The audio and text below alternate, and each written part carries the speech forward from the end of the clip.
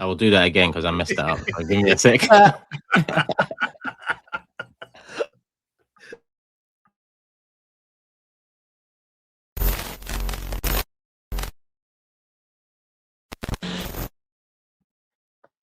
How's it going, people? Welcome back to the channel. Welcome back to the Loose Cannons podcast. Hope you're good. Hope you're well. Apologies for that. I'm actually going to keep it in because errors do happen. So there you go, people. Behind the scenes, a bit of access for you. There you go. It does happen, people. Even a professional like me, it's hard to say. But like, hype, subscribe. We are here. Bright and early for you Monday morning, late for us on a Sunday night, early afternoon for Soph, who is the special guest for tonight from the Highbury squad. Big up, Soph. Come on, in the building. What are you saying, Sophie? Top tier. Top tier. Come on. I'm here. I'm grateful to be in your company and to be on the Loose Cannons podcast. Thank you so much for having me. Boys, how are you doing? Come on. And listen, the comments have made a joke out of it, but you are actually someone that people have requested in the comments. I tend to say that quite a bit. What can I do? If I look in the comments for some inspiration and I see people's names, I don't know how people have made a joke out of it, but you are someone who from the beginning has in the comment section been requested as a special guest over time as well. So big up you, Highbury squad. You've been doing your thing for a long time. Yeah. Well, thank you to the Cannons who have requested me. I'm here. Greetings from the squaddies. I've I think you guys know the story of Highbury squad, and I've been doing radio for quite some time. My little radio career started off on London Greek radio, North London, LGR 103.3 FM back in the day in the 90s. And yeah, my passion for talking football and pop culture as well, because my background is in film and entertainment, and that's my bread and butter. That's how I paid the mortgage. And then just really dived into more sports about 10 or 12 years ago. I actually first met Super Kev in LA while I was doing a live radio show. And I walked in one day and the producer says, "You're going to be really happy today. I've got a really great guest for you." And I said, "Oh," I was really excited. And I walk in and Super Kev is sitting there and I'm like, no way.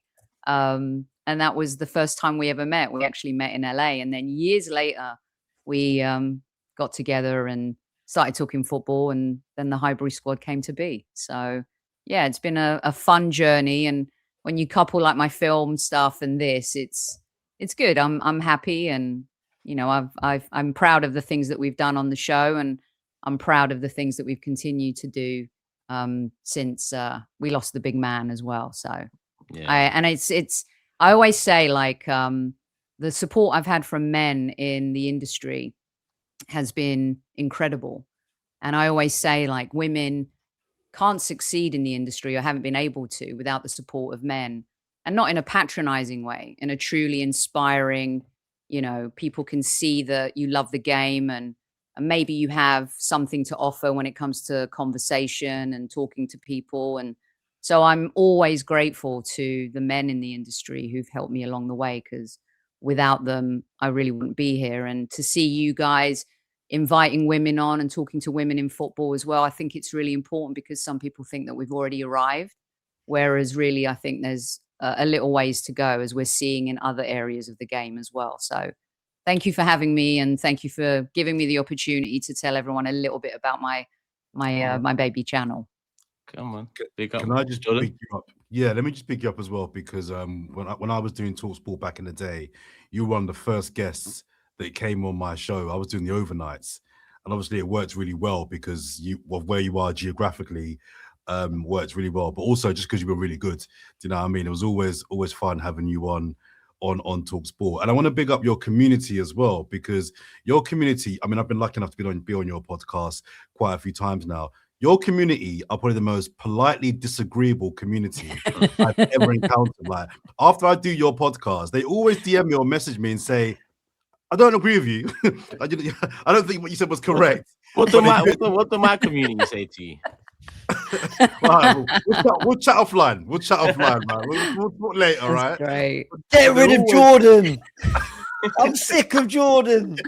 Mate, I wish it was that nice. Trust me, I wish it was that good. No, but your community are always like, they always DM me and they're like, they're always very polite and nice. And I love that. I don't what you said, I didn't agree with, but I like you on Sophie's pod. So I want to big up the people you've got following your podcast work. Because like I said, we can all disagree, but let's do it respectfully. I appreciate that. We have a kind community. They go batshit crazy sometimes.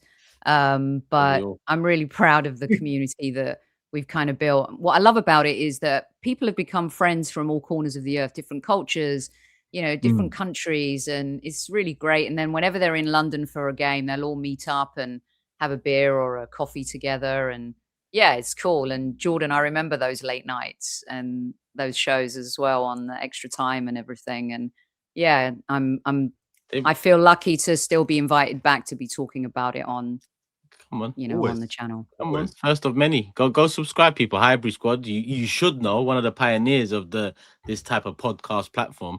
If we're being honest here, and big up Soph, because listen, the respect it works both ways.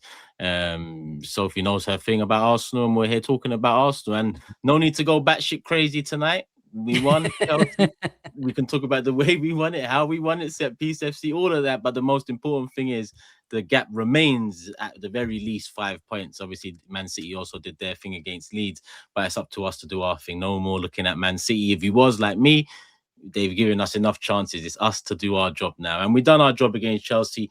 2-1 winners. Jordan, James, Soph, we're all smiling in the thumbnail. How do I know that? Because I've made it. It's already out. It's there. But yeah, Soph, let's go back to you and start with you on the game, because obviously I haven't spoken to you in a while, and then a lot of people might not have heard from you in a while or of you. So how are you feeling about it? Because it's a big win, but again, like James said in his first line of his match reaction, much is being said about the performance and the way and the manner of that win. So what side of the fence do you fall on with now 9 games to go after what is a big win? I'm not sure if this is going to be an unpopular opinion. I don't care how we play. I have been now for a little while seeing how we play. I'm points versus performance. I couldn't care less if Gyökeres has a good game or not. I don't care if, Zubimendi isn't playing to his optimal best. I don't care if someone missed a pass in a triangle. I don't care. I just want to win the league. And I feel that this is the season where I'm willing to sacrifice flair. And I've been saying it all season.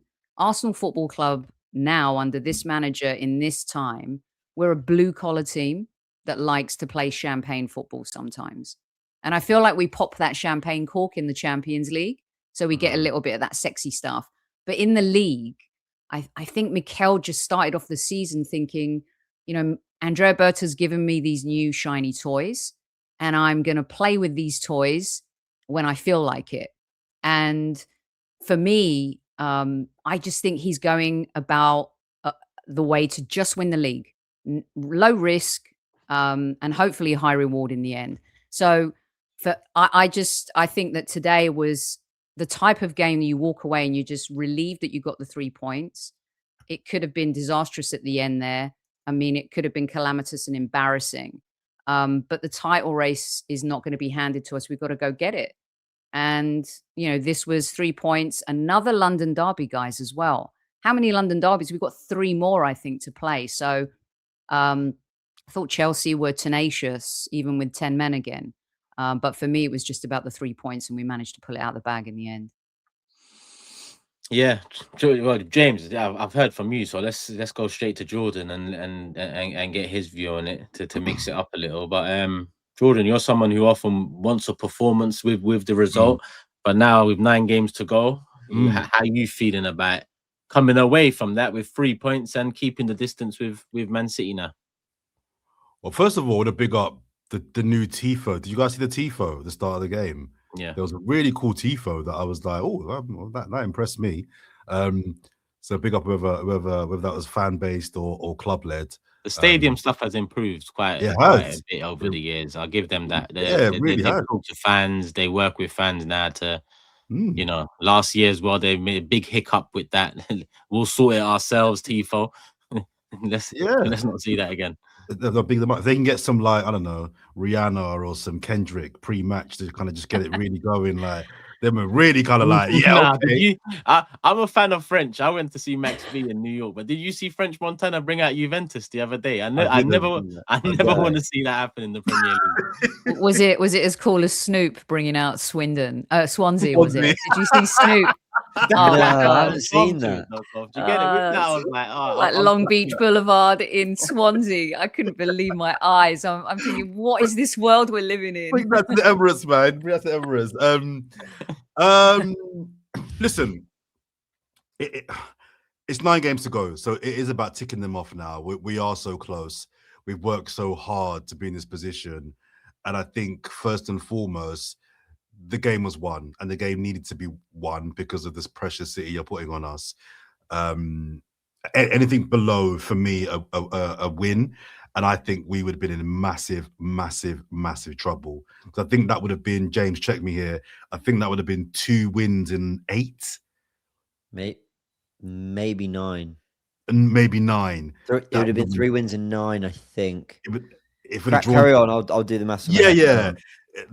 Let's say it's 2 wins in 9, that's not Premier League winning form, guys. Especially at this point, that's not a run that you go on January and February. So winning the game was primary for sure. But I disagree with Sophie. 3 and 9. Since from Liverpool, if Liverpool's game 1, it would have been 3 and 9. Yeah. There you go. That's just not good enough. But I disagree with Sophie in the sense that performances, I think, do matter. And today was quite concerning for me.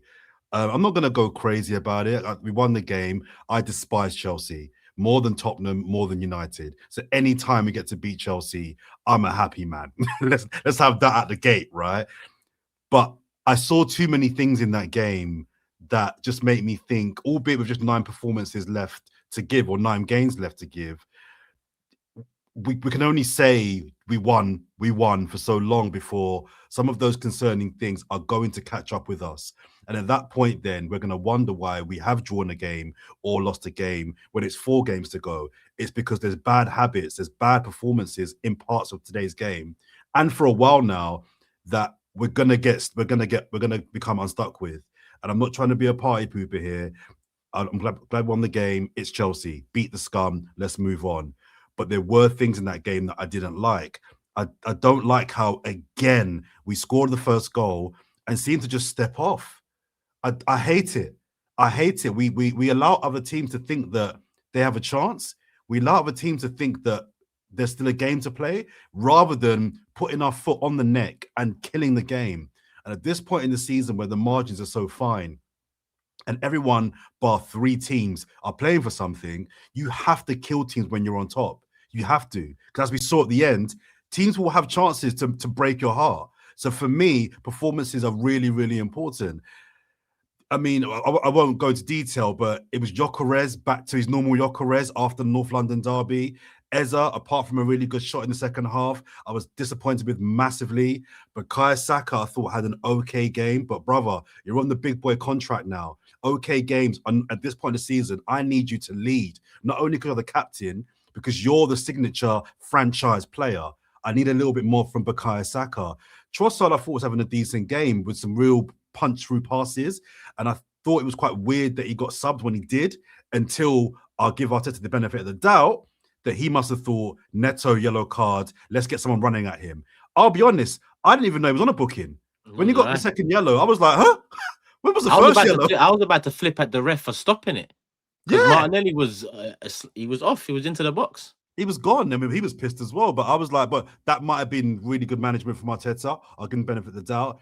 There were still too many parts in that game where, for me, Chelsea were in control and with 10 men. And I just don't think at this stage in the season, when you're trying to close out games and close out a league, I don't think you can have a team come to your patch and have as much dominance and as much control and as many chances as Chelsea had, even with 11, but with 10.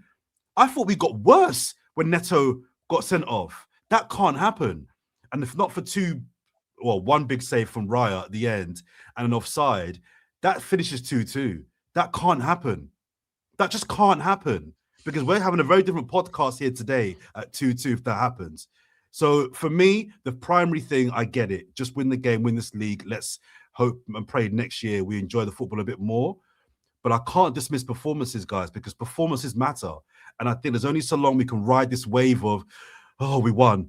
Oh, we won. Before there's going to be a game this next 9 games that comes up where we don't perform well, and we're going to have our hearts broken, and we're going to be ranting, raving, swearing, cursing, and we're going to blow it. And I don't want to blow it.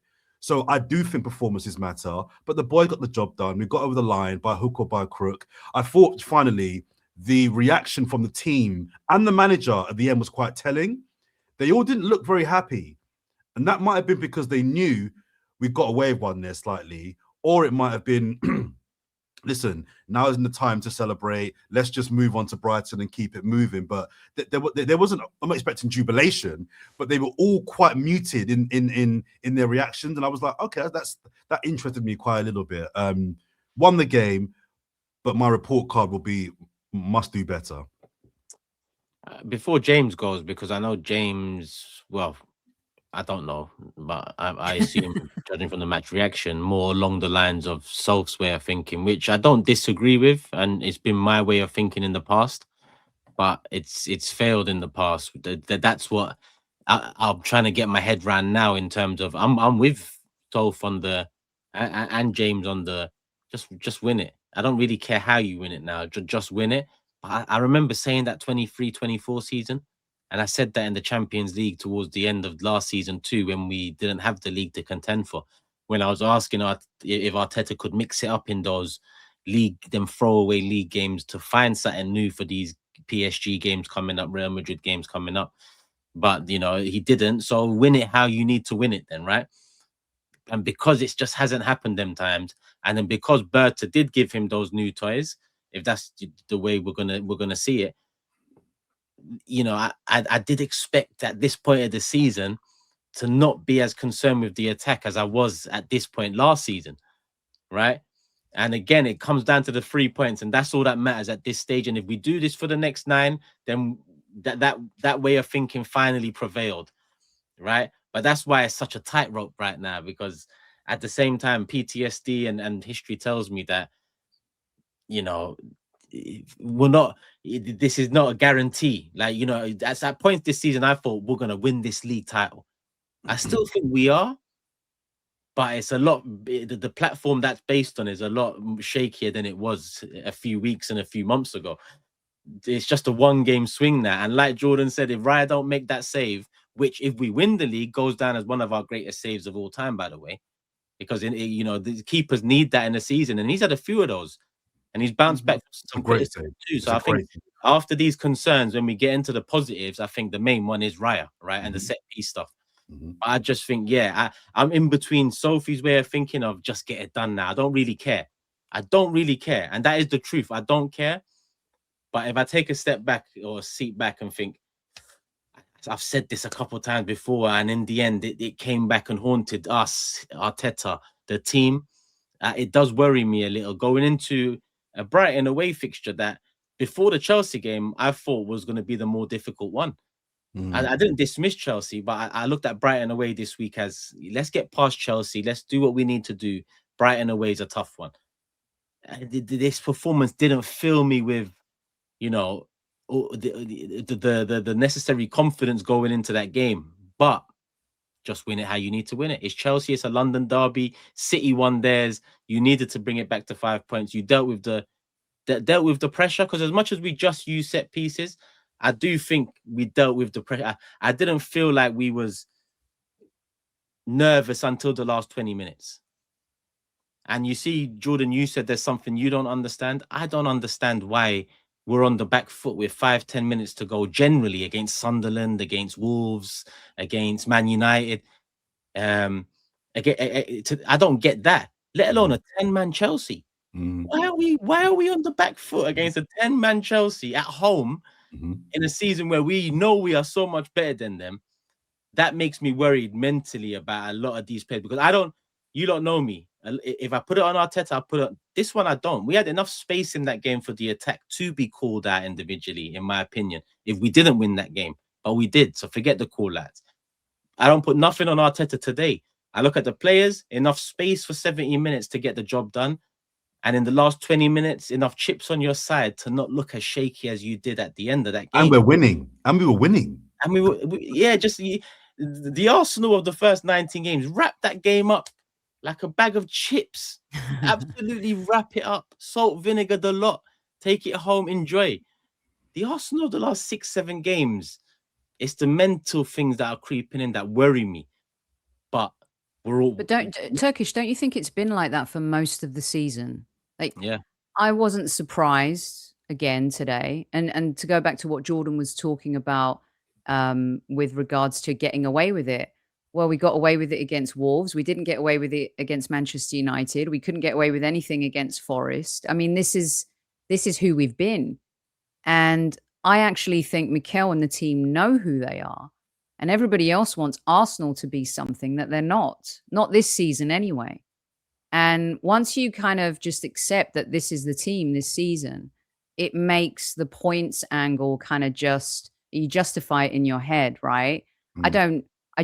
I think that, you know, in the FA Cup, we're this team. In the League Cup, if you look at it, you know, from a bird's eye view, yeah, sure. Should some other players have been given opportunities, played better? Yes.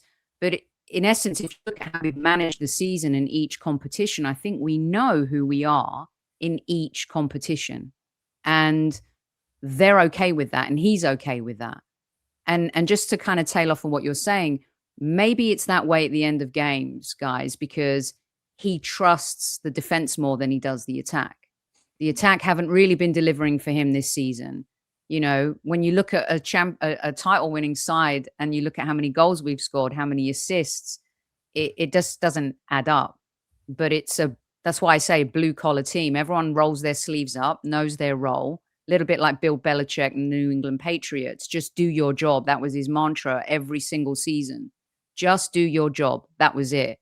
And I feel like Mikel is just trying to get these players to do their job, but you're seeing who he trusts more, maybe, as we see who this Arsenal is under him this season. Do you think this is, let me just put it cut and dry. Do you think it's this season you need to win something, or it's, you know, thank you for what you've done so far, but it's time for someone else to, because I think that weight of importance adds to why, because I want him to win, because we win if he wins. But when I'm seeing mistakes, well, not mistakes, when I'm seeing approaches that he's gone with in previous seasons in the business end, again, where he's failed, that's what makes me nervous. So do you agree that it's that season for him in terms of essentially do or die?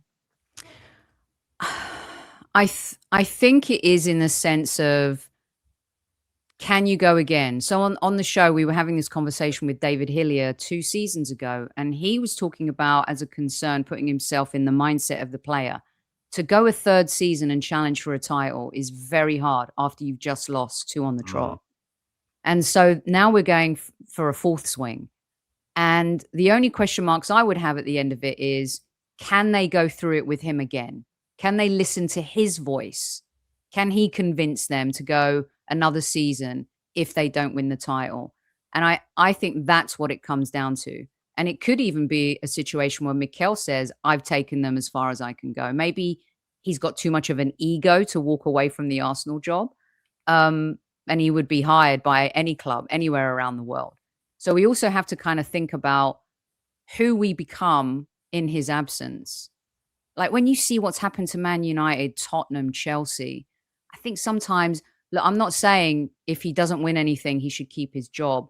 But I'm also saying you better have a succession plan in place. So this backbone that we've built under him, and others are in the club, it's not just down to him. He gets all the credit, but others have contributed to it. That's kind of like, what kind of club do we want to be? The days of fans screaming for an Ancelotti are gone, right? Who's your next Mikel? And look at Liverpool. Arne Slot comes in, inherits a championship winning team, that the spine's there, the architecture's there. He just has to like tweak it a little bit. They win. This season, we're seeing him suffer. So it's not as cut and dry, I think, in terms of who's out there who can come in and deliver. And there's great managers, I'm sure of it, that can come in and do a good job and maybe close. Maybe he's not a closer. Maybe he's not a closer. Maybe he will be. We're going to find out. I'm glad you mentioned the players too, because that does come into the argument in terms of, you know, even Pep said it when he said it in terms of when you're winning so long, you know, how much motivation do the players continue to have. This is in a different way. We're not winning so long. We are coming close so long, which is a different type of wear and tear on the players. James, awfully quiet, 20 minutes in, 25 minutes in. But yeah, how you feeling? A couple hours off the game result. Is it's all about the result still for you moving forward? Still all right, or do you understand the concerns Jordan's raised? I've raised. How I'm feeling is shattered. I played football this morning, so I was up You super look tired. early. I was gonna say, did you nearly I'm fall asleep? tired, man, and I'm convinced the 7-a-side I played was more entertaining than what we saw in that game. But we'll take it. What was the score? 7-all. I mean, what it was 8-a-side. Yeah, it's 7-8-a-side, something like that. So there you go. Would you guys like the negatives or the positives first? I think we need to go into the positives through you now because we've all Okay. had our say. But you can start with the concerns. Look, I think, to be fair, I think we came on this podcast a week ago after destroying Tottenham. And yes, we were happy. We were in a good mood. But I actually think the tone in all of us was, did a lot actually change? Or were Spurs that bad? And what I was looking for in this game was something that showed to me a click, a change, a tweak, as something that was like, you know, yeah, okay, that's the thing we've changed. And that's what's going to propel us. Yeah, we did see that against Tottenham. Now we've seen against Chelsea, and on we go. We didn't see anything last week. They were just awful, like really bad. And we did well. We did really well to destroy them and get the job done. But, you know, they did help. We came up against, you know, if I'm to, and I said this in my match reaction, if I'm to pour cold water on the Tottenham win a little bit by saying that, and I did a week ago, then I think I can also, on the other hand, credit Arsenal by looking at it through the same lens, which is Chelsea are a good team, guys. They are a good team. We have no. This can sound really strange because I'm not talking about like Man City or even Liverpool as the champions, but we kind of had no divine right to just kind of like destroy Chelsea and basically have a totally, you know, painless 90 minutes against them. We've played them 4 times this season. I think the most disappointing of those results was a 1-1 draw at the Bridge in the league. We've beaten them 3 other times. None of the games have been spectacular, although I thought the 3-2 win at the Bridge was good. Thought we played well in that game. And yeah, they still pull out a £200 million midfield in Enzo and Caicedo, and they've still got Cole Palmer, albeit not in great form, and João Pedro's a good player, and Reece James. I mean, Reece James is class. I thought even today he was their biggest threat. So while I am really one to kind of obsess about the performances, and I did against Liverpool and Forest, and not just the drop points, but whenever I felt I was concerned that there was a bit of a worrying trend, I will say that I think today is one where okay, this is just for me. This is one where you can just say, we found a way. They're a good side. They're going for Champions League football. They got good players. They've had plenty of time to suss us out and plenty minutes of matches to, you know, to get to grips with what we do best. And they still couldn't beat us. Yeah, we weren't great. We haven't been great in any of the games we've played against them. And they've lost near enough every single one. It's fine. I'm not enamored with the football. I'm worried it has a longer term impact. I worry it's not sustainable, but I'm just quite glad we won. And, you know, I think the context that I think is standing out to me more and more when I watch these players is almost in a weird way, as a fan, I'm sort of going, wow, I'm watching a lot of football. And I know it sounds silly, but for every football I'm watching, it's a game that they're playing. You know, we've already played more games than Man United will play all season. Now, I know they've got a unique circumstance with, you know, they didn't make Europe and they went out both cups at the earliest round they could. But I think it's just a little snapshot into, you know, it's the 1st of March. And Arsenal are on course right now to play almost every single possible game they can play this season. And they have done up to this point. They played every game they could possibly play up to this point. So a little part of me is just fine with them finding a way against Champions League chasing Chelsea, who have a 200-300 million pound midfield and whatnot, and the players they've got. The other part of me goes, this is a Chelsea side that are there for the taking, and you looked really tepid and and pretty uninspiring, and it was hardly entertaining, but whatever.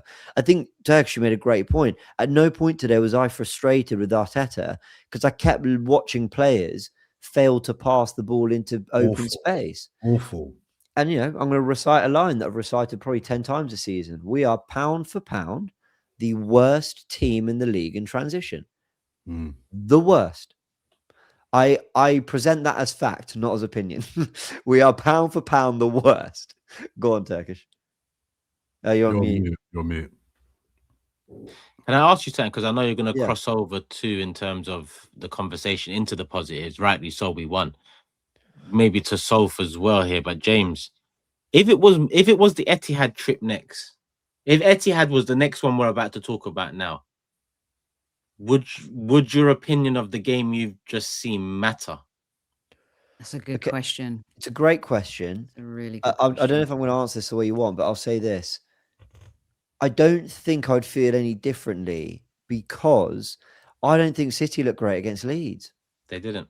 So basically, I come out this weekend once again pretty unimpressed with the Premier League, and I hate to admit it, but I'm starting to entertain Jordan's take from a few months ago. I'm starting to entertain it. There's a little part of me going, what? Well, don't get gassed. Don't get gassed. I stand by that. Basically, Fulham, Palace, Brighton, Brentford, even Wolves. What Wolves did on Friday night was no surprise to me. I don't know if it was for any of you. And they've managed to click into some gear. I really think the floor and the middle of the Premier League has absolutely shot up, and I think it's harder to collect points more than ever. But I think that top bracket is really uninspiring. So for all we're not that entertaining, was anyone entertained by City at Leeds the other night? I wasn't. I was like, Calvert-Lewin should have scored. Oh, they had another chance. Not a lot's happened here. That could be a pen. It's probably not. Oh, that's a nice goal. And that's it. But I really wasn't impressed at all. But the thing is, James, sorry, before you go into your positives, I know you're not finished yet. I'm weirdly in the positive, but no one up on that. I don't know. I don't really have anything more. I said I was quite happy. Sorry, all right. I'll take the win. We're top of the league. We play a lot of games. I don't really know what else to offer, mate. Turkish said it. You've said it. I'm thinking. I was just going to say, I'm not even looking for like Arsenal to be necessarily scintillating or exciting. I'm not asking for exciting football. I'm just asking for competent football. So, and especially today when I see Chelsea with 10 men, the amount of turnovers, we've been doing this for a few weeks now. Our passing, I don't know what's happened to our passing this last month or so. It's been shocking. 10 men. And Chelsea didn't like bank in and like, break us down. Chelsea were pretty open. Chelsea went for it. So we don't have the excuse of it's hard to break down low blocks. I'm just asking for a team that's got an extra man and a goal up at home, going for a league. Can you keep the ball? Can you just like knock it around for? I'm not even asking for exciting. I'm not saying we should be winning 4-0 every single week. I'm just asking for competent football whereby the team going for the league, top of the table, is in control. I don't know if we were ever in control of that game at any point today. And I want to jump on that point, if that's okay, John, because I think this is spot on. I want to take you back to a little run. When we beat Newcastle 2-1 away from home, West Ham, just going to go. Yeah. So, yes, very true. But just these Premier League results. Newcastle away. West Ham, we beat 2-0 at home. Fulham, we beat 1-0 away. Palace, we beat 1-0. Burnley, we beat 2-0. I haven't read out. I mean, the Newcastle one's obviously great, but I don't think I've said the numbers 3, 4, 5. I haven't said them once there. But I remember all of us were happy. We weren't watching beautiful football. We weren't utterly blown away and massively entertained, but we were so controlled. So those results and those low-scoring games, even if there was a goal conceded here or there, it came with, what did we say? The opposition. It was arm's length. It was like the head on hand. You can't get near us. They're swinging, and we're just like, yeah, cool. Basically, we looked so calm and controlled. And if we won 2-1, They'd scored from a set piece, but ultimately the best chances fell to Arsenal on the day. We only had 3 or 4. We got 2 of them. Chelsea did nothing really. Raya wasn't bothered. I think we'd feel all right. But I think what we're stressed about is, like Man United, like Brentford, like Wolves, they were in this. They were really in this game. And on another day, I used to say, oh, you could play. We drew that game, but if you play it 10 times, you win 8 or 9 of them. I'm more like, we won that game, but if you play that 10 times, we win 5 or 6.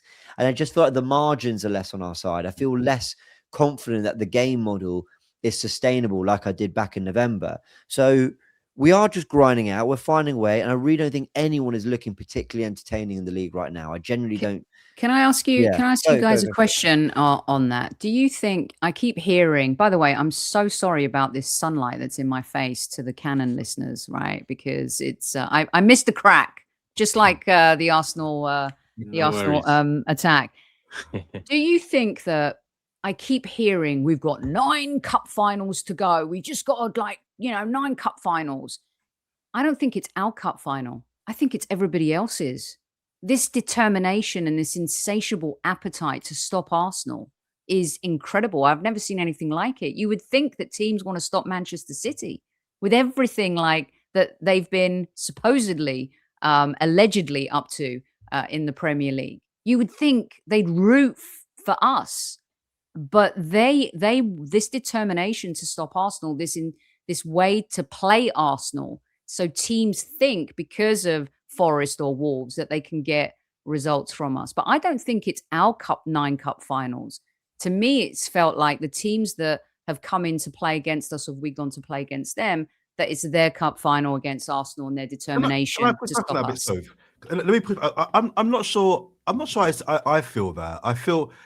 If I'm to understand what you're saying is, do you think that teams play harder against us than they do City?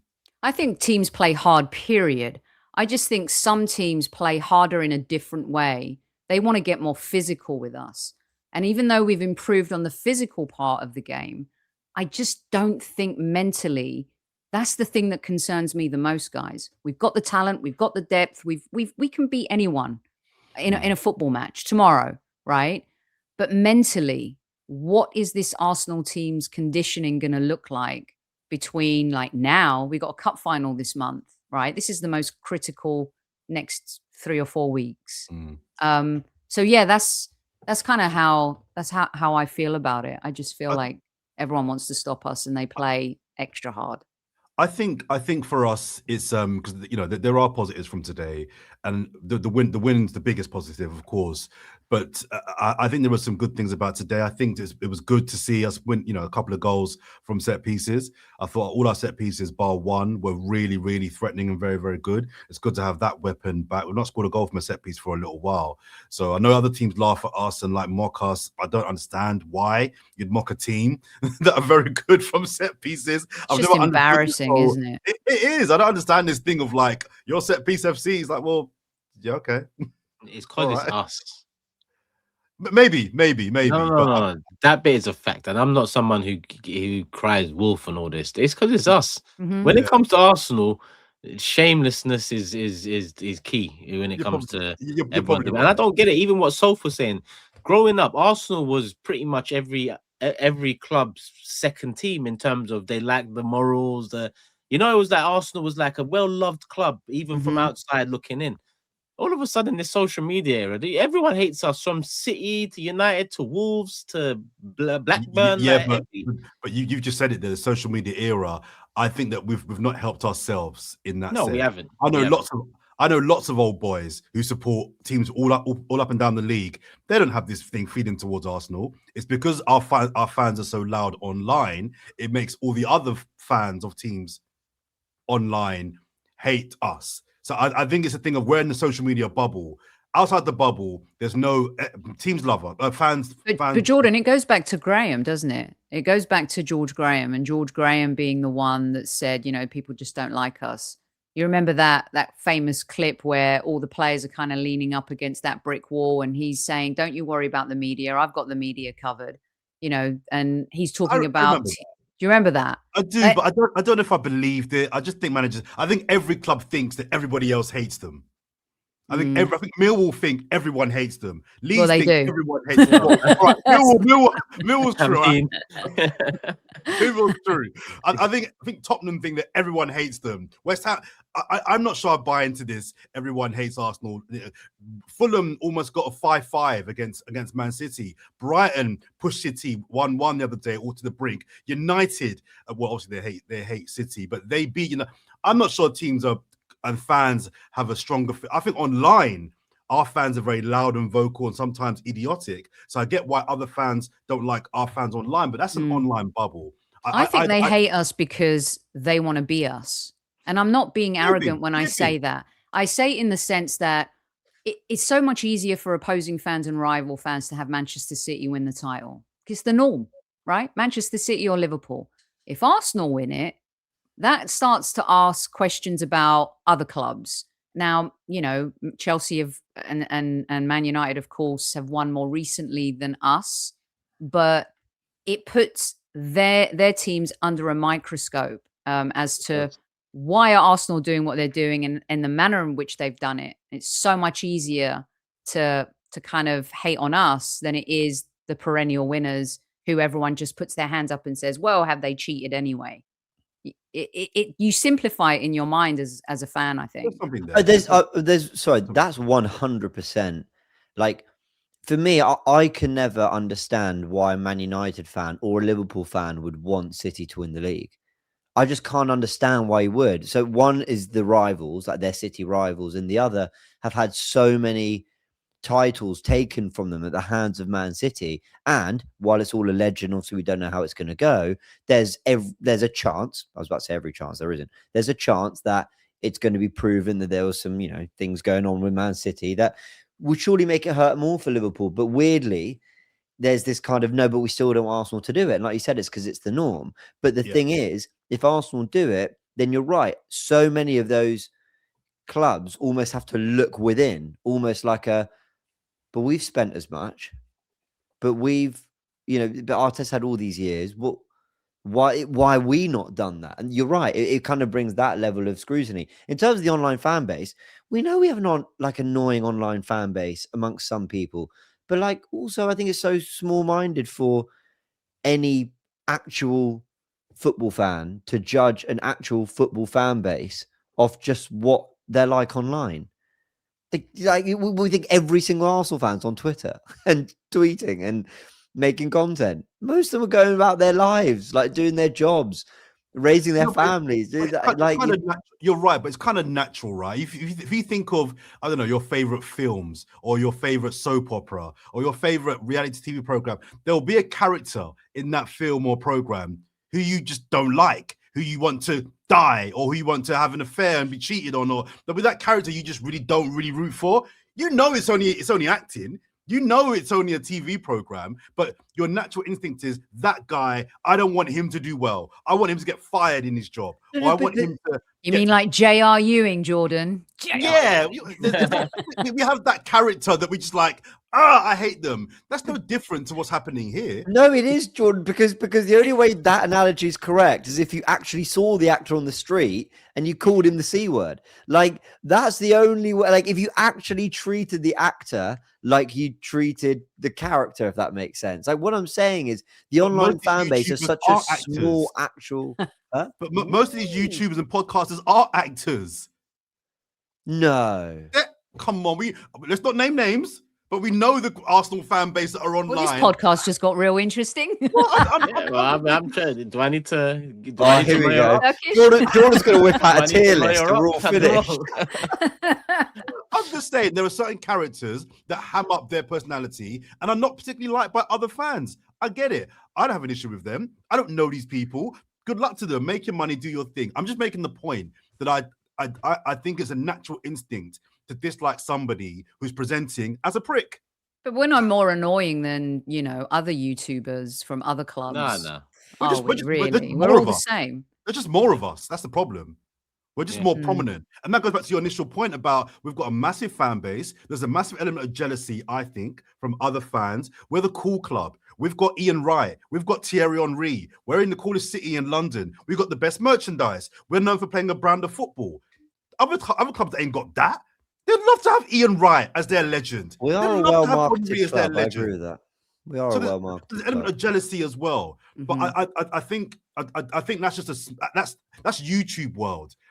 Fans that are out of YouTube and offline, they don't hate Arsenal. They like Arsenal. They love us. But I'm not sure about that, Jordan. I think I don't know about that. The fans that I know who are 50 plus, right? Who Yeah, the old school. Yeah, Oh, well, now Yeah, you're talking they're about just Generation X's. That's my Yeah. jam right there. That's what I'm saying about. But below 50, it's all the YouTubers. And That was the norm back then. Like I said, sorry, Jamie. Can I tell you where there is genuine hate though? Like, and this actually, I really think there's something to it, and we've touched on it before. But I'm get your words out, James. I have absolutely no doubt that it's the case that when Arsenal do something, it's like headline news, and everyone needs to talk about it. But if it's anyone else, it's not a problem. You know, Mikel Arteta steps outside his technical area slightly. I mentioned this on my match reaction. Sorry, people have heard me rant about this already. But Mikel Arteta steps outside his technical area, and you see people doing like actual pieces online. Like you see videos being made about it. You see it being spoken about on the radio. Do you know why? Unai Emery just goes down the tunnel, never doesn't shake the opposition manager's hand because he's in a bad mood about the result. No one says anything. Martinelli in the Bradley incident. So no. The Martinelli Bradley incident, like it went triple platinum. Everyone spoke about it, and even I was disappointed. We've just seen Dan Burn do worse with Dewsbury Hall. Whether he was as injured or not, I'm not sure. I haven't really followed up on the story, but Dan Burn's like literally lifting him up when he's off the floor. Not a peep. No one says anything. And now, post this game against Chelsea, grabbing on set pieces. Henry Winter's tweeting about it. Gary Neville's talking about it. Everyone's talking about grabbing on set pieces. It's been happening for decades, not months, not years, decades. It's been happening. But Arsenal did it quite a bit today, and now everyone's got a problem with it. No one cared about scoring goals from set pieces, and now it's a problem. Why? Go on, Jordan. The reason why you're kind of making my point for me. The reason why people write about this stuff in a way they wouldn't write about it with Unai Emery, the reason why they write about Martinelli doing what he did, but they don't write about Dan Burns, is because it's a big game. They know that people like us are going to come on channels like this, talk about it, complain about it, clip it up, it will go viral. Someone will swear and curse and go crazy. It's all a game to get people to. These platforms, Sky, TalkSport, BBC, they want their clips in our content. It's good for them. They know what they're doing. We feed it. If we don't rise to it, there's an article. I watched your show on your platform, James, with Sharoy, and you were discussing the article written by the journalist in the Times, Telegraph, about Arsenal have the most annoying. Why are we discussing that? I'm doing it now. Why are we amplifying that nonsense? The flat earthers, he called us. That's what they want. Huh? He called us the flat earthers of football fans. Now, some of our fans are annoying, but I think by us almost rising to the bait makes it a bigger story. That guy, I'm a journalist. I never heard of him until then. Never heard of him. But because we're talking about it, they know that our fan base is so easily triggered. Yeah, you know what? Let's put our little thumbnail. What are they going to do when we get the monkey off our back? Like, seriously, what will they do for content? I'm not being facetious saying that. No, it's true. It's quite incredible, really. This is what the mistake people made, is that when we have been bad in the Premier League, we win some FA Cups and we put Band-Aids on the core problem and the core issues, right? But those FA Cups, they helped us move along. What people mistook was Arsenal, because we weren't great in the Premier League, they started calling us a small club. What they didn't realize was we're a massive club doing small things in the Premier League. And that's the difference. And I said like a few seasons ago, Manchester City are a small club, a smaller club, doing big things in the Premier League, massive things in Europe, treble winners now. But they're not as big a club as the Arsenal. And I think really, truly, the barren years in the Premier League gave us this tag. And the only way that we can change it is to win it and get the monkey off our back. That's the only way it will end. Become the beast again, because the name is there, the stature is there. It's just that we was lacking the teeth. Regrow the teeth and start eating again. That's what it Sophie's is. question. Sorry, Turkish. So answer the question. What will be the narrative next year if we win it? The narrative next year, I'm telling you right now, the narrative next year is going to be, well, it's only one. They've not retained the title before. You know, it's only one title. That'll be the narrative. They're not a real serious champion until they can retain it. Unless we do the double. Yeah, unless it's a special double like that. Because there's something else I just clocked we need to talk about.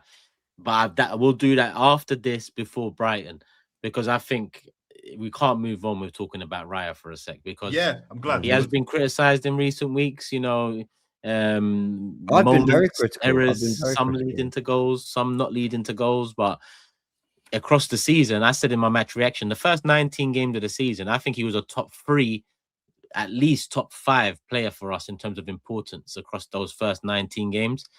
Fallen off a bit in terms of his consistency recently, but today, if we go on in May and lift that Premier League title, April, whenever, that save today, and not just that save, even the one that was ruled out offside with the João Pedro, that was even he saved the overhead kick, then scraped it out of the goal, and then Delap bundled it in. But yeah, that's and the Rice save, the one from Rice's arm. Yeah, the Rice save, the Pedro one where it was a weak header from the corner, it was going in, but he just dives in. But that save at the end, world-class save. And if we go on to win the league, you know, we're still, I think, in my opinion, searching for that game. Yeah, that title-winning game. I think we got the save today, though. We got the save that if we look at it in May that we've won it, that save was key to this title this season, because it came at a point where if we dropped points today, being against Chelsea, and that was completely advantage City after that. Forget just Etihad, it would have been advantage regardless of Etihad. I think that save was vital. So vital. Yeah.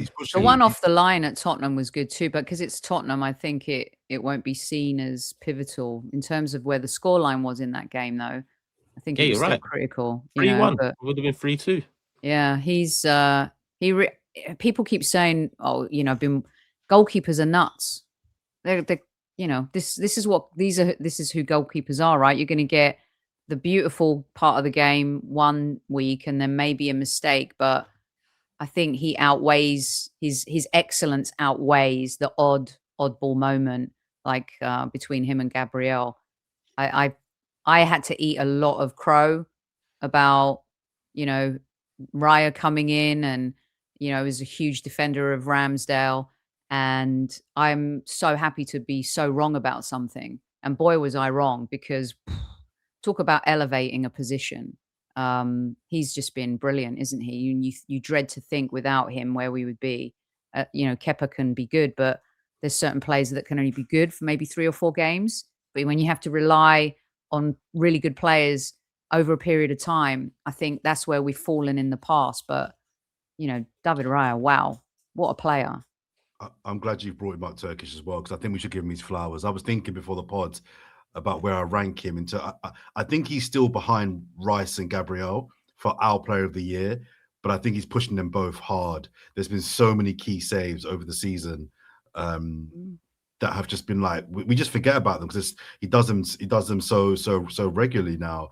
And I think now at this point in the season where concentration and excellence is absolutely is optimum for every single player and the manager, every single player has to be 10 out of 10 pretty much. There's no room for error. He's really, as James said, I think the last month he's had a bad month, but I think he's dipped, you know, below his own levels. Those 3 saves today, I think they're incredible, and I think they could go down as the fine saves. It's funny because I think for all the great saves he's made this season, I think there's a strong argument that Pickford has now the save of the season. That save was absolutely dumb. Probably. I don't know how he did that, but I think the consistency of the caliber of saves that Raya does makes me want to give him that tag. And I said a couple of pods ago, I want to call him the best in the league. I want to do it, but when he makes errors like at Wolves, I can't do it because I still think he is slightly behind Raya and Donnarumma just. Although I think Alisson's injury record, I think he's on the decline, but I still think he is. I think those two are just above him in terms of best keeper in the league. But in terms of us, I think he's really pushing Rice and Gabriel for our player of the year. Now it seems like today that we'll look back on hopefully and be like, yeah, if he doesn't save that, we're not winning the league. His second action as well as a goalkeeper is really impressive, isn't it? That his movement, it's his quickness. It's really Sharp. impressive. I mean, that back line, man, they have dragged us here. And you just want the attack to say, boys, thank you. We got you from here. We're going to take it home. Don't you worry about a thing. That's just not been happening, but somehow we're still here. Yeah, I'm glad Raya was brought up. I thought, fun enough, my 3 best performers on the day were 3 players I've actually just been really critical of recently. So David Raya, you mentioned, great saves. I'm glad we listed each one. He also just looks calmer. Did in the derby, did against Chelsea.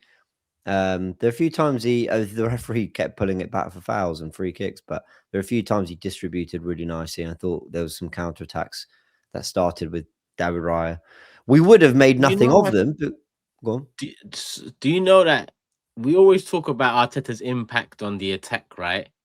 But I also think the football over the last 2 years, I think we could see an even better Raya. You see how quick he was with his distribution today. If we had that mentality more instead of wanting to slow it down and sit back, I think you see an even better Raya in terms of his distribution, getting people on goal, I think you could get another 10 goals out of us a season just by that mentality change in terms of, distribution. Sorry. Yeah. No, I totally agree. I thought Jurien Timber really good today. The best he's looked for a little while. And, I have been critical of him. So I think it's only fair that I give him real praise when he's looking not just kind of back to his best in terms of, because he's still not like some scintillating final third creative fullback. But he's never going to be that. What I like is the support runs for Saka. He was making really good runs. I think it's his run and cross into the box that leads to the corner, which we score from. Obviously, he scored as well on the day. So, yeah, I mean, massive well done to him. Untroubled defensively, which you'd expect. And then I thought Martinelli had a great impact.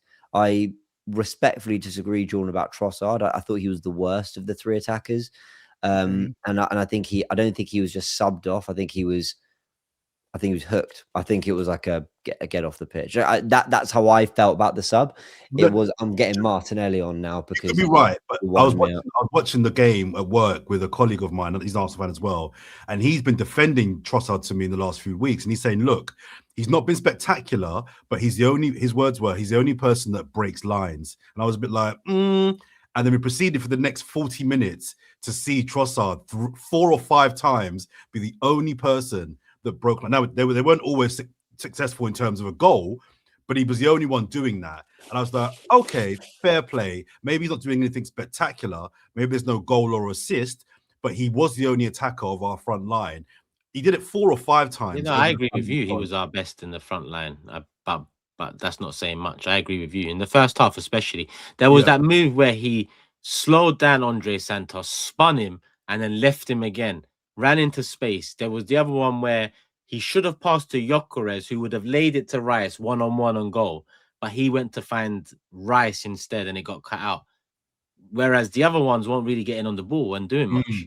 Saka, Gyökeres, Eze. At least Trossard was coming deep and trying. Yeah. But the final action was so poor from all of them. I agree with that. The execution was poor. Yeah, I agree. But he was the only attacker in our team trying something. Eze didn't do anything. Saka, okay. Gyökeres, I've got a comment in a minute, but he was the only one I thought was trying. But I agree, his execution, none of their execution was good today. I don't know. Listen, please don't think I'm coming and trying to preach that any of them were good. I wasn't happy with any of them. Like, I didn't come off the pitch going, oh, wow, actually he was great and you all missed it. No, far from it. Trossard, you know what he's got that pass on the inside to the fullback, like locked in. When Calafiore and Capie makes that run on the inside, he will find you. I keep saying he's a 10 on the touchline, basically. He just gets the ball, he stands up the fullback, doesn't try to beat them too much. He just threads lovely passes from there. So I agree, because I did my live player ratings, and the lowest tier you can give a player is poor. And everyone will say, oh, Trossard was poor. And I was like, no, he wasn't. He did some good things. And I think people are just hating on him at the moment a little bit. So I get that defense. I just think I like players when they're quite involved. And whilst Gyökeres and Saka were frustrating. I at least saw Saka like trying to run on the inside and win a foul. Gyökeres was trying to play balls in behind and be something of a link man. And, you know, it was frustrating to watch, but I thought, you know, how many times did we just hit the channels for Gyökeres to make runs? I thought they were more effective, basically, Gyökeres and Saka personally. But anyway, it doesn't really matter. None of them were great. But ultimately, Martinelli came on and made a difference. Beat Reece James a couple times, if I'm not mistaken. Obviously, beat Pedro Neto for the second yellow. What did you guys... Can I just ask you about some of the refereeing decisions really quickly? What did you think of... Do we agree it should have been a penalty? Or I mean, I know they scored immediately after, but the Rice... What I found interesting about handball that and grab. I mean, you could have given either. Yeah, the focus was on the handball. I didn't even see the handball. I'm like, he's backshotting the guy. Like, what's going on here? He's got his arms around his chest. Like, most time you defend a guy, you subtly might run his waist, and it's like, I don't know, he's bare hugging it, brother. What's that thing they're having coming to America? Eddie Murphy with that thing where he's got the suit on and it's like a dead animal. What's that thing called? What, in Coming to America? Yeah. What, it's like a robe, but it's his Prince thing, his thing that he's not I don't know what it's called, but it looked like Rice was doing that over the player. It felt like it was a scene from the Those Aren't Pillows scene from Plane, Trains and Automobiles. He was that close. I was like, dude, how did you get away with that? Yeah, it was a penalty for that, I think, not the handball. It was we got away with it. Did anyone sympathize with... Thank you, Jordan, for your analysis on that situation. No, it was good. What about any sympathy for Pedro Neto? Nah, man. No. Well, but I think he claiming he didn't know he was on a yellow or something, and I don't know. Yeah, well, I have no sympathy because it happened has happened to us before. So there's no sympathy when it comes to them. Yeah, I hear that. Focus, brother, man. I also think Saliba might have been a bit lucky not to give away a penalty too. There was another where he definitely had a grab on a Chelsea player. That one was, it was probably more no. Maybe, yeah. Yeah, fair enough. Just wondering. I mean, like I said in my rant 10 minutes ago about it, you know, they'll talk about it now. It'll be all over tomorrow. You'll see the clips of former referees dissecting it, saying it should have been, and then everyone will come out. There'll probably be a statement from the PGMOL saying this is something they're going to crack down on now. There'll be calls from former pros. Oh, we need to get on top of this because it's not football. Everyone will talk about it now. Now they will. Even though Lisandro Martinez did it to Gabriel at the Emirates a month ago, now it's a problem. Not that you're recording it or noting it, you know what I mean? Just do better. If they got a problem with it, just do better. What's all this crying and moaning about, man? Tell your teams to do better. It's physical. This has been part of football since I've known it. This is what Sam Allardyce used to do, and Pulis and whoever else in different ways, shapes, and forms. But guess what? People did other things to counter it, and they was better at that.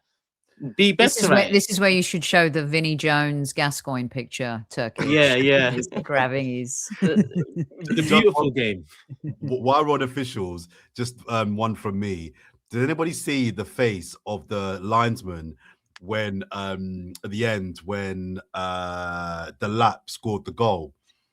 Do you see his face? There's the linesman. Oh my days! You've never seen the linesman. The brother was like pooing himself. You've never seen a guy so nervous because, like, listen, if you don't give that offside, you ain't getting out of here alive, my friend. It was hilarious. No, the best clip. He was straight face, but he was like, he could tell he was sweating. Serious.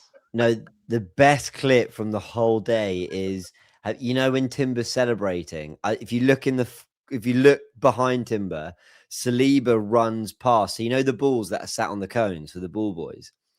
So Saliba is running behind Timber celebrating. He boots one of the balls away into the crowd in celebration.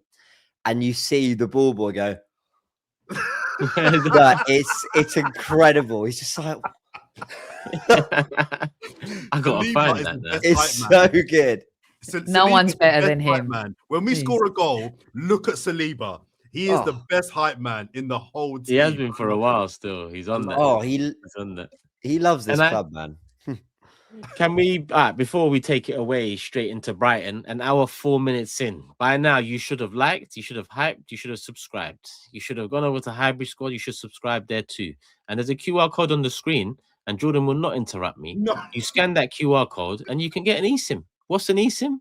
When you're traveling, you need it. Stop using your data, your money. You know, when you get back big bills, you don't want that. You get an eSIM, you can sort yourself out 3 days, 4 days, 7 days, 1 day, whatever you want. However many days, weeks, months, eSIM can sort you out. No big bills to come home to. Scan the QR code, you can get 15% off your first purchase. Big up Saley. And I'm not going to go back to Jordan. We're going to talk Champions League because I nearly forgot that the draw was done. And we're all smiling, and I think it's a draw to smile about. No, By the way, I'm using Saley in Cape Town next week. I just wanted to mention that. Big up Saley. Yeah, but you used your own code, didn't you? No, I technically haven't cashed in my code yet. So I could use the Cannons one. I could also use Gooniverse. No. Use your one. We don't want you. You can use your one, James. Like, if we're not good enough for you, it's totally fine. You can use your code over there. It's totally fine. It's a great sponsorship segment, this one, I tell you. Either way, I'm using Saley. I think that's the point, Jordan. I think that's the point we're really trying to get across here. Right? That's kind of the message. But no, okay. It's about the code you use. Use Cannons, please. Cannons. Everyone. That's the code. That's the code. But listen, the Champions League draw, I say finally, because you know it felt like years on end that we were getting the short end of the stick, the straw, whatever the saying is. Barcelona, Bayern Munich, Barcelona, Bayern Munich.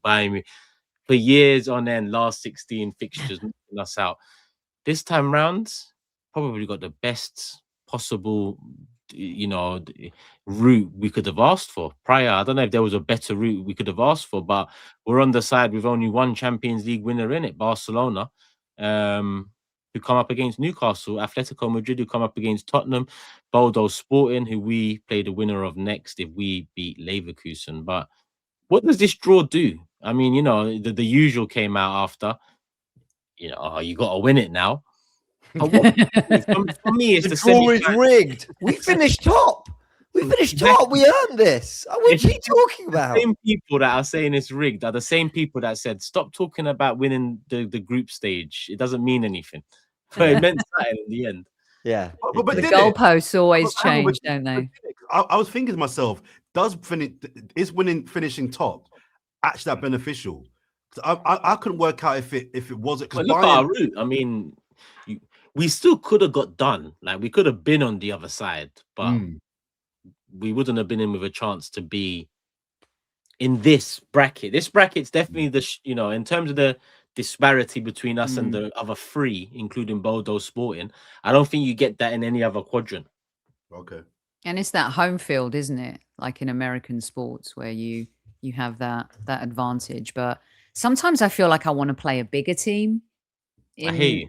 You know, because I feel like one of our biggest issues this season is that we have made mistakes where we've played to the level of our opponent instead of playing our game. Against Wolves, we played like Wolves. We played like a bottom of the table club. Against Forest, we played like a, you know, grafting lower table club. And that's what concerns me. Even though we're better in the Champions League, we play better football because it's, you know, suited to us differently. You guys are the tactical, much more smarter than me tactically. But I feel like that's the thing that worries me, guys. You know, playing to the level of your opponent instead of playing your game. Do you agree with that, or do you feel that way sometimes about us this season? I agree. So go on, Turkish. Go on. No, go on, James. Go on. Yeah, I've wondered about this. I don't know whether we play to the level of our opponents because we're kind of dragged to that level. Like, so for example, if it becomes a game about long ball and duels and set pieces or whatever, I don't know if it becomes a game that we are like, all right, we're in this fine, or whether it's a game that we bring to the opposition. Basically, what are our strengths? We're great off set pieces. We're great in the duels. We actually like a bit of a kind of like physical game. So we kind of embrace that chaos. Basically, I don't know. I don't know. A little part of me thinks that we prepare, and Alex made this point in the podcast not long ago. we really play to just stop the opposition. It's very rarely, it feels to me watching Arsenal, it's plan A is stop them. And then the follow on is, okay, then how do you build off that? Rather than going, these are principles, this is what we want to do. But also they have this threat, try to stop them. I feel like we are so worried about always stopping the opposition. And so when we beat Real Madrid with that big night, and we've had some great nights in Europe already this season, it's not that surprising if you're an Arsenal fan, because you know what we're capable of against the bigger teams. And then, in the Champions League, we've been pretty spot on, but it tends to be other sides where maybe we're expected to be more the protagonists, let's say, where I think we feel a little let down as fans. Part of the Champions League is playing the best. So usually I'd completely agree in terms of, all right, a lot of people are saying Europa League draw, but Carabao Cup final, Leverkusen before it, preferred. Man City Etihad, Bodo or Sporting around it instead of a Bayern Munich or what it could be for Man City. I prefer that. So even in that sense, in terms of the context of Premier League action, Carabao Cup final, I think the draw, in terms of we know the priorities. That's not to say Bodo's not a priority. Not Bodo, sorry. Leverkusen not a priority, but with the Carabao Cup final coming up just after that, you could probably rotate a little against Leverkusen and still get the job done pretty efficiently. So I think in that context too, it's helped us. Because Man City playing Bayern Munich, even if Man City beat Real, which I actually hope they do now, just to have Bayern Munich either side of the Emirates, the Etihad fixture. That ain't easy to navigate. Man City have if they do get to the semi-final, all three of their Premier League games that sit in between those two-legged games are away games, whereas all three of our games are home games.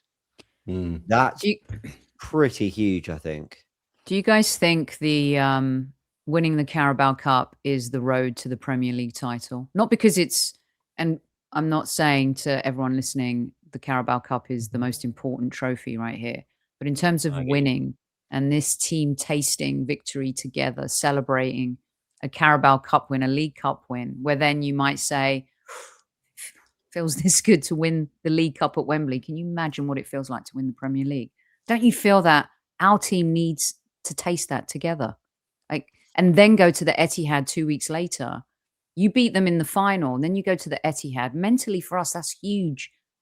Mentally, if we lose that title, that final, and then we've got to go face them at the Etihad, their confidence, they're already confident, rises. But for us, in our precarious situation where we've seen how we handle the spotlight, I just think it is fundamentally important that we walk away winning that. It's a good question, Soph. We discussed it, I think, about a month ago on the pod, and I was of the mindset that I think there's always a bit too much made of this link between psychologically kicking on from a League Cup final win to the Premier League. So I think as much as, of course, it can't really hurt you to win that League Cup in terms of going forward to win more, but equally you could flip it and say, well, the loser of that League Cup final might be spurred on to win the league then because they've been burned in the final. So psychologically, we're not matched with them, Jordan. Yeah. That's the if we had 1-1 last year, I'd say, okay, yeah, but we don't have the pedigree to. But we do have the bravado in that position. You're right, but this is, I think, a mirror of the title race between here on now. For me, it's very much about experience versus hunger. Both of those qualities are really valuable, but I think hunger can outdo experience, and I think vice versa. So, although yes, City have hunger been and heart, hunger and heart. I think not having been there, not having won a title, not the 3 years prior of disappointment and not wanting to lose again and feel that pain of second, I think that could spur you on and match the experience and the know-how City have got. So I think James disagrees with me on this one, but I personally don't feel the League Cup final is the winner will have that mass. I don't think it's as significant as it's significant, but it's not as significant as I think people make it out to be. Usually I'd say, nah, you don't know what I feel about Carabao Cup in general. It's not a season definer. But because it's City, and only because it's City, in my opinion, it could be very important. Like Sophie said, the mental side of it, you can dismiss it, but that's our problem. That's unique to us. That's not a Man City. The mental side of the game is not a Man City problem. Do you get what I'm saying? Or like all these other teams that have needed to maybe win it, our problem's a bit different here.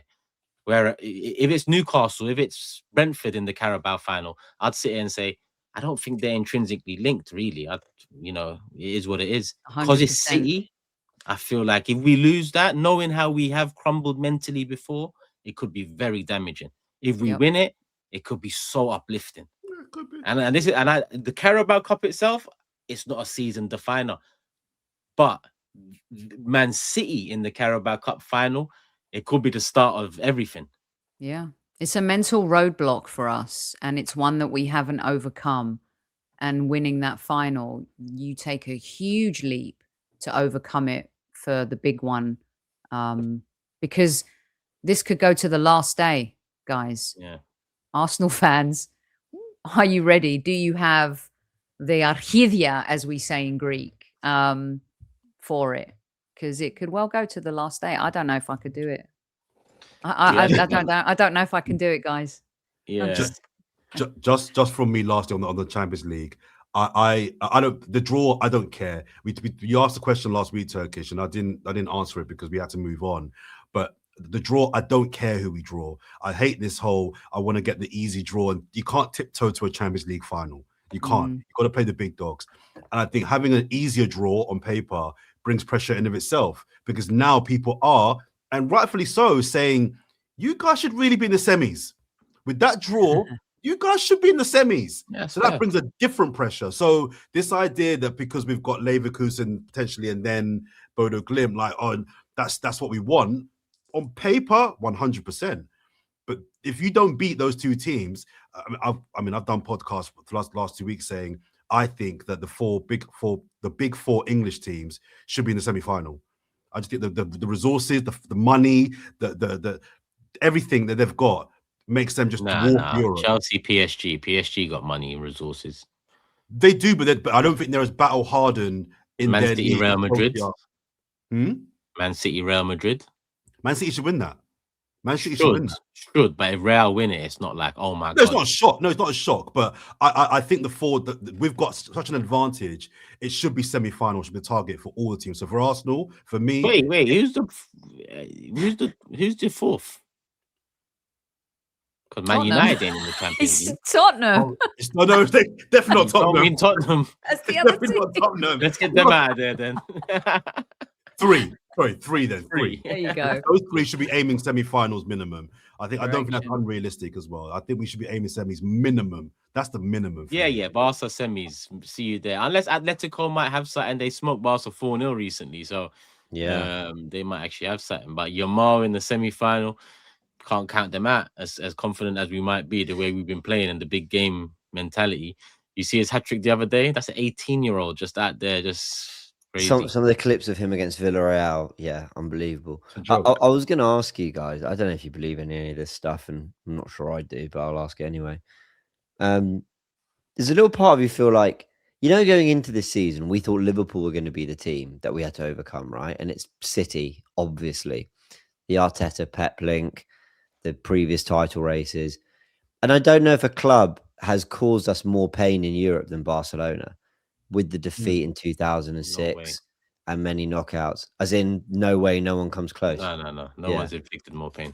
I don't know. I can't help but feel that, like, I mean, Bayern's been humiliating at points, but it was never a final. They shat on the ashes Barca left.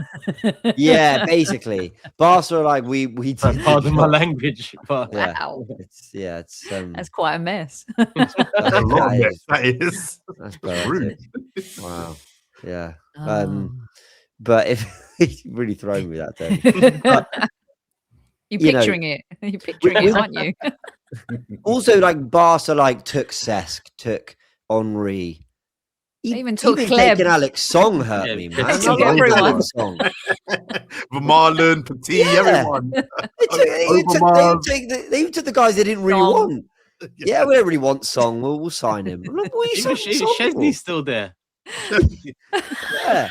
So I don't know. There's something personal with Barca, and I feel like if we're ever going to get it done in these two competitions, I feel like City and Barca just have to be a big part of the narrative.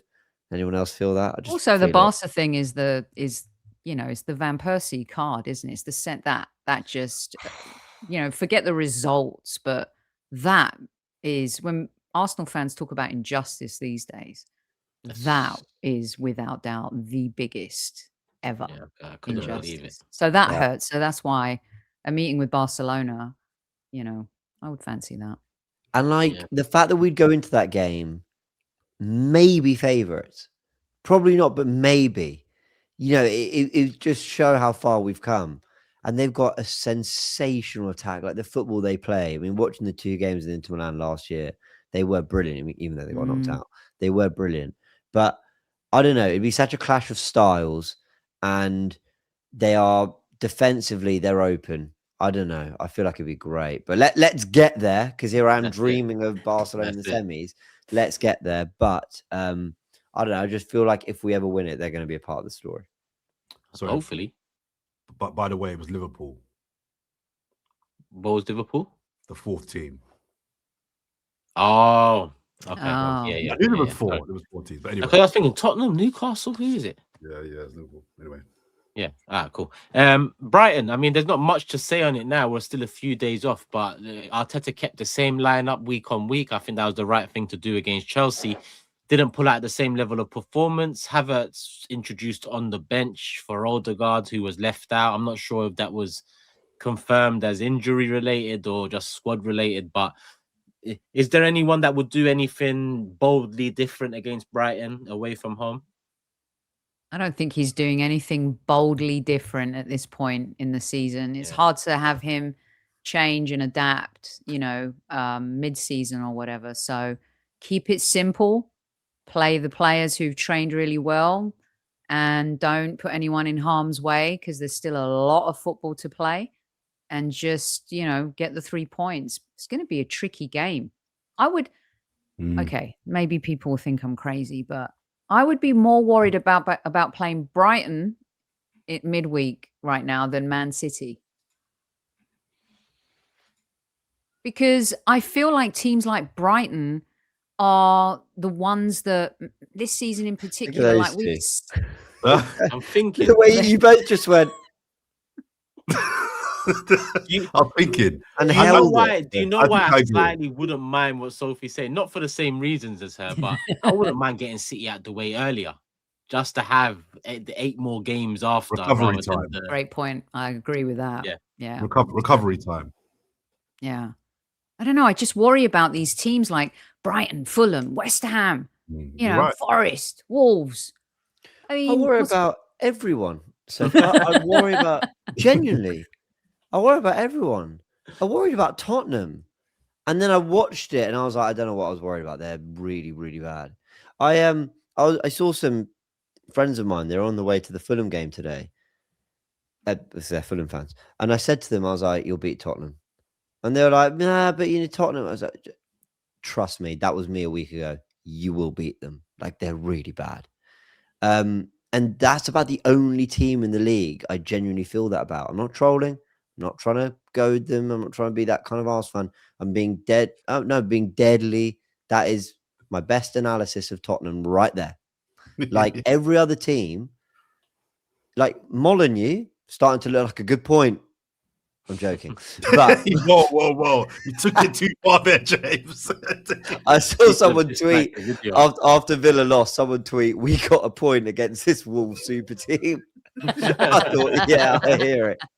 But, that's great.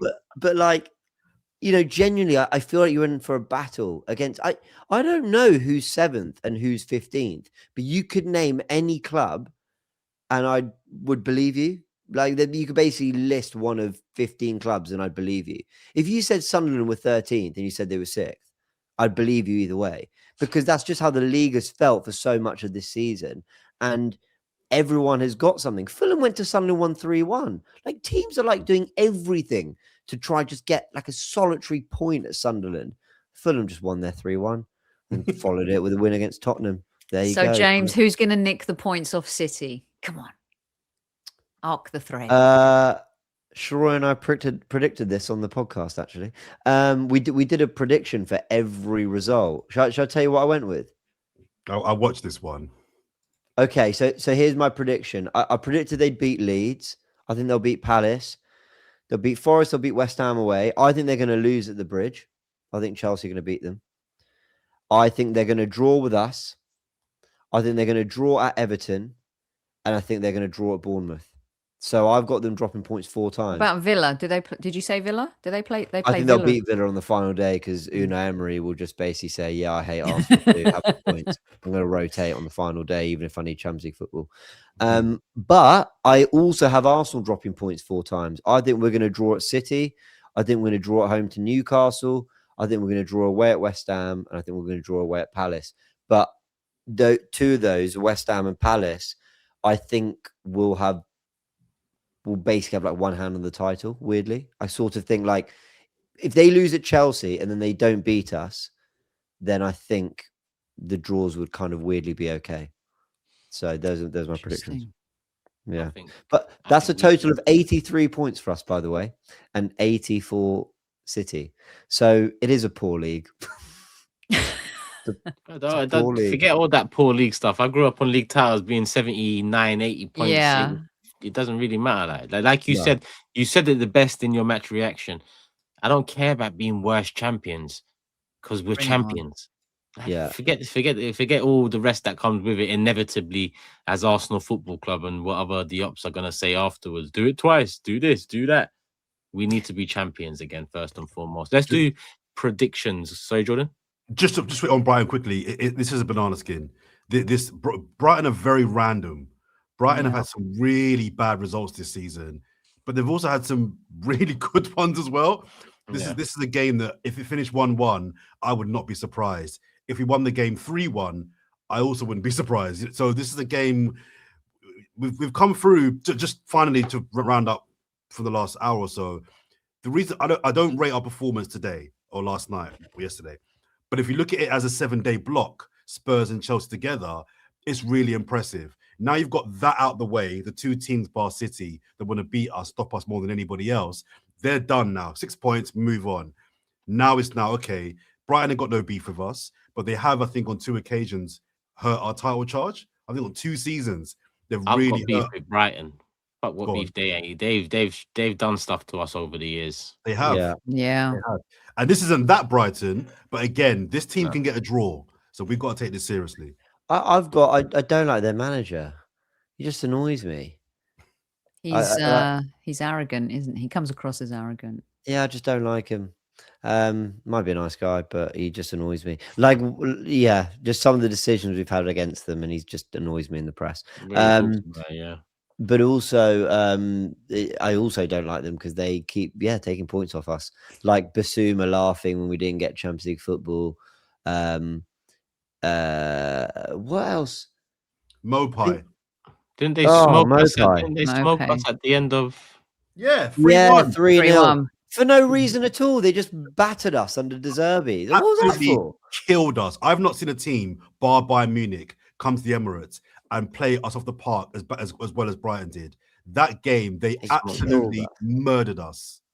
Last season, 2 draws.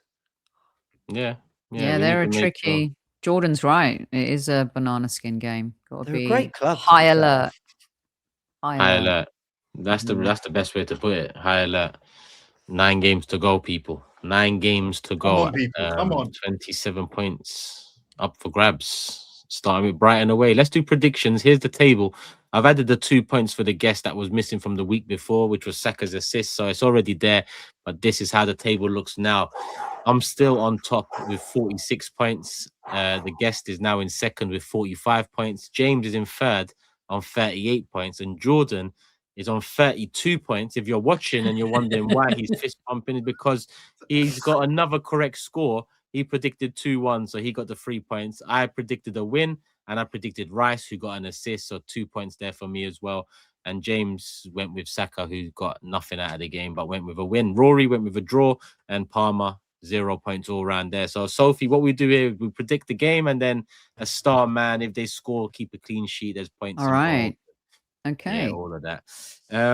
We do it in order of table. So I'm gonna go first and say Brighton 1, Arsenal 3. And I'm gonna go Saka star man. He needs a bounce back game again. I'm thinking. Yeah. Go on, Sophie.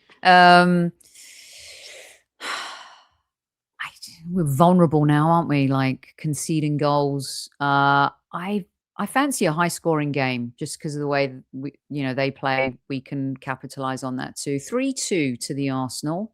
Mm-hmm. And I'm going to say my star man will be the return of Kai Havertz. You think he comes straight into the lineup?